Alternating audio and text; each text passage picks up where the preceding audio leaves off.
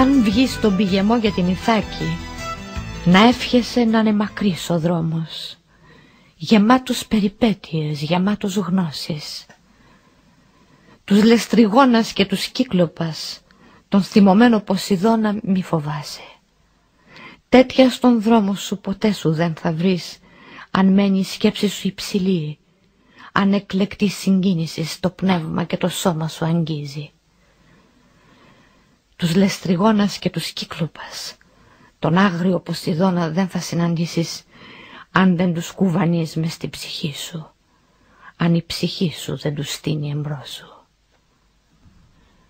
Να εύχεσαι να είναι μακρύς ο δρόμος.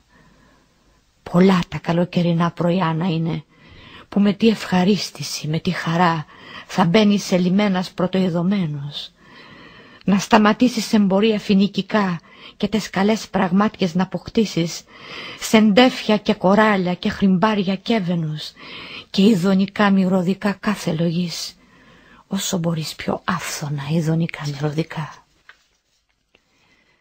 Σε πόλεις Αιγυπτιακές πολλές να πας, να μάθεις και να μάθεις από τους σπουδασμένους.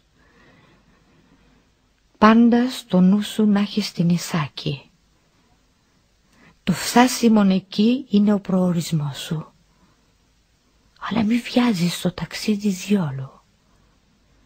Καλύτερα χρόνια πολλά να διαρκέσει και γέρος πια να ράξεις στο νησί, πλούσιος με όσα κέρδισε στο δρόμο, μη προσδοκώντας πλούτη να σε δώσει η Ιθάκη.